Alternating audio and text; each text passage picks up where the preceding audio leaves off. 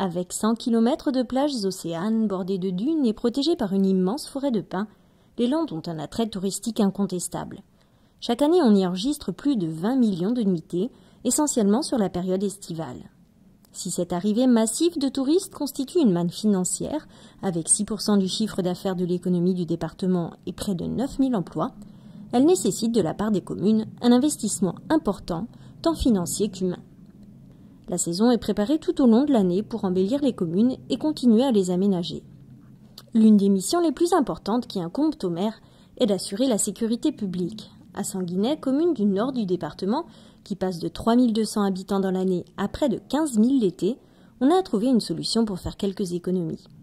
La saison, c'est aussi une organisation au niveau du personnel.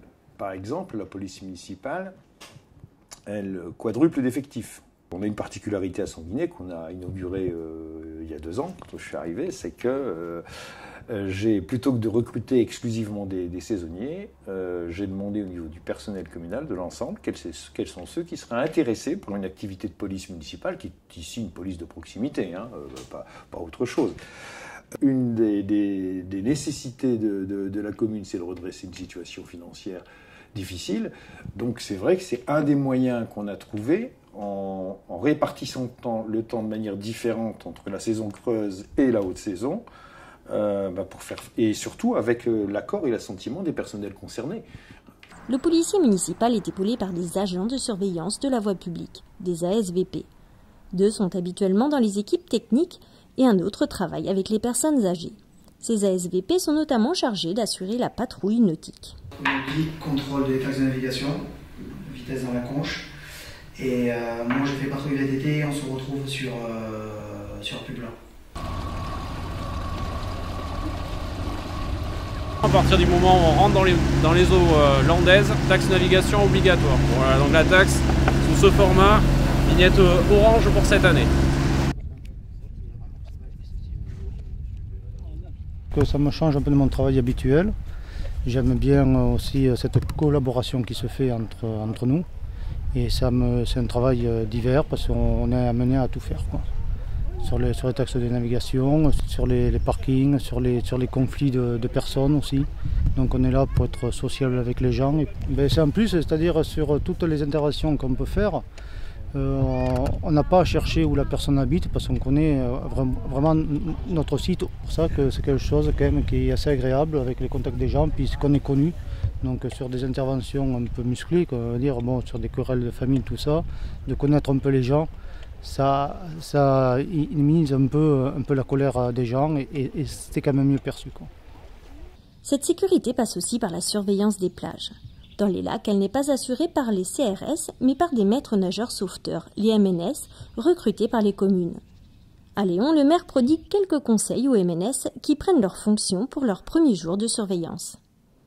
Donc après, fonctionnement du poste, vous le savez, donc où il se situe des 2 côtés, donc organisation, horaire, donc impérativement respect des horaires, voilà.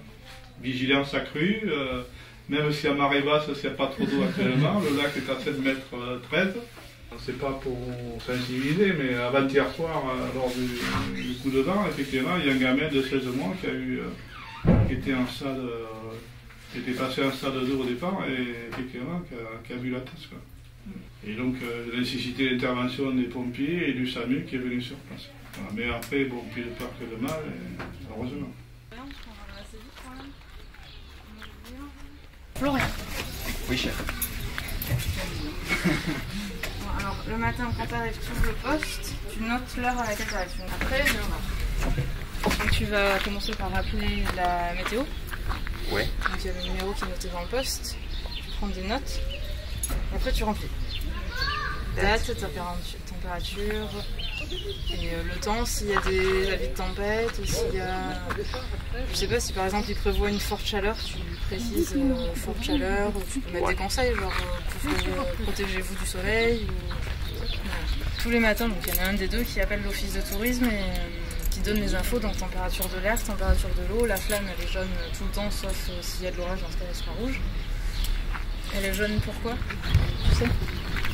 Non, mais c'est quand la visibilité en profondeur dans l'eau elle est inférieure à 1 mètre, donc ici c'est tout le temps, parce qu'il y a de la vase et tout ça.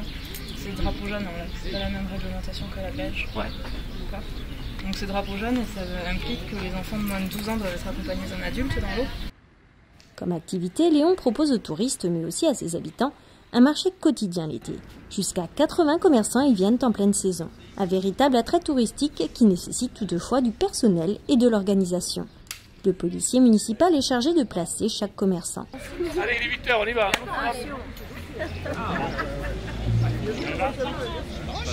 Bonjour, c'est tout là. T'as des fruits et légumes là, non? Ouais. Tu te mets là? Allez, toi, tu mets où? Là? Moi. Tu fais quoi toi? Du cuir. Du cuir? Ouais. Combien de mètres carrés? 2. Ça passe là? Ouais, c'est bon. Allez, roulez. On va pas mettre de produits ensemble. Côte à côte, comme ça, on va pas mettre les... Ici, on fait que de l'artisanat. Il n'y a pas de nourriture à cause de la poussière, tout ça. Ce qui fait l'âme du marché, ce sont ces commerçants qui viennent depuis des années. 20 ans, c'était la 20e année cette année. C'est bien organisé parce que c'est mélangé entre fruits, produits frais, tout. Non, c'est bien mélangé. Ah, ça, c'est le seigneur du marché, monsieur. C'est le plus vieux commerçant. Elle est médisante, c'est pas vrai. J'aurais 14 ans. Et si? C'est moi qui ai créé le marché il y a 45 ans. Le maire était venu me trouver, il me dit, je veux faire un marché. Comment il faut faire, hein? Je lui dis, écoute, si tu fais un déballage, l'argent reste à la mairie. Si tu fais un marché déclaré, l'argent pour le camp précepteur. L'intendante de la commune, qui s'occupe notamment des règlements des factures de la cantine le reste de l'année, vient percevoir les droits de place.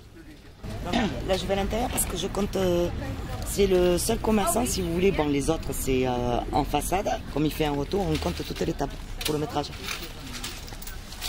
De plus en plus dans les Landes, on privilégie désormais les déplacements doux. Une piste cyclable de 40 km, traversant 8 communes, a nouvellement été inaugurée. Cette voie verte littorale rencontre déjà un franc succès, comme auprès de ce couple de Hollandais. And also we like to come here to going on bike.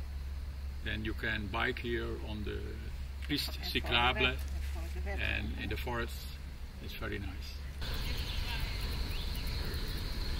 À Ondres, l'équipe municipale a décidé d'aller plus loin en lançant il y a 3 ans la toute première navette gratuite reliant le centre-ville, les campings et la plage. Cette démarche de développement durable permet de réduire considérablement les problèmes de circulation et ainsi d'améliorer le bien-être des touristes et des habitants. 3 bus de la Régie départementale des transports des Landes, la RDTL, circulent tous les jours de 11h à 20h. Ces navettes sont financées par les touristes grâce à la taxe de séjour et à une redevance versée par les campings. 60 000 personnes les ont empruntées la première année, 100 000 la deuxième. Pour cette 3e année, l'accent a été mis sur l'accessibilité des personnes à mobilité réduite. L'idée, elle était simple, hein. On a une commune qui, au niveau touristique, a été un petit peu oubliée des grands développements touristiques. Aujourd'hui, les promoteurs touristiques s'intéressent à Ondres depuis très peu d'années.